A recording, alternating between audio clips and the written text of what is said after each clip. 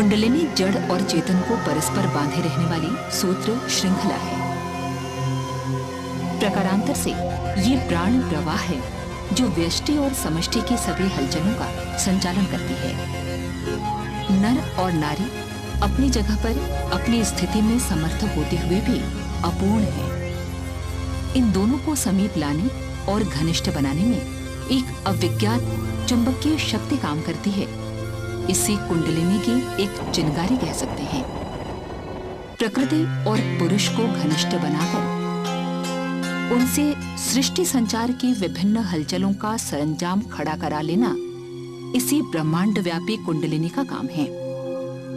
व्यक्ति सत्ता में भी काया और चेतना की घनिष्ठता बनाए रखना, शरीर में लिप्सा, मन में ललक और अंतःकरण में भावनाएं उभारना इसी कुंडलिनी महाशक्ति का काम है। जीव की समस्त हलचलें आकांक्षा, विचारणा और सक्रियता के रूप में सामने आती हैं। इनका सृजन उत्पादन कुंडलिनी ही करती है।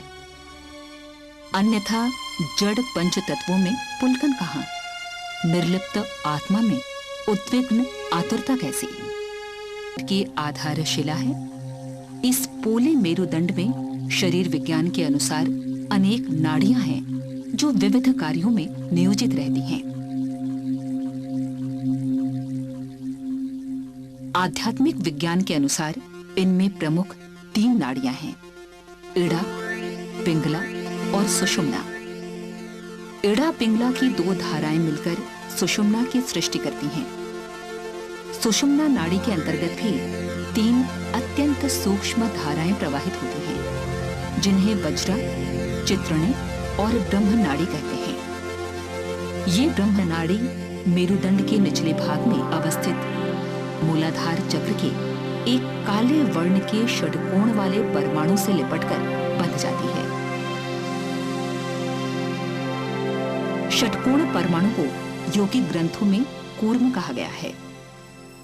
कूर्म में ब्रह्मनाड़ी के गुंथन को आध्यात्मिक भाषा में कुंडलिनी कहते हैं। मेरुदंड के आधार से लेकर मस्तिष्क तक ब्रह्मनाड़ी से प्राण प्रवाह के मध्य 6 चक्र स्थित हैं, जिन्हें क्रमशः मूलाधार, स्वाधिष्ठान, मणिपुर, अनाहत, विशुद्ध एवं आज्ञा चक्र के नाम से जाना जाता है। मस्तिष्क में प्रविष्ट होने पर यह नाड़ी हजारों रश्मियों में बिखर जाती है, जिन्हें सहस्रार की संख्या दी गई है। मूलाधार चक्र से प्राण का प्रवाह कुंडलिनी की सामान्य सुषुप्तावस्था में जीवन के लिए आवश्यक प्राण विद्युत प्रदान करता है। साधना द्वारा इसका ऊर्ध्वगमन होता है। इसे कुंडलिनी जागरण कहते हैं। विभिन्न चक्रों में जागृत कुंडलिनी की शक्ति क्रमशः जीवनी शक्ति, योगाग्नि,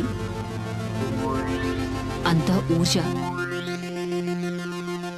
ब्रह्म ज्योति के रूप में क्रमिक विकास का परिचय देती है एवं साधक को साक्षात्कार के मार्ग में उच्च शिखर तक पहुंचाती है।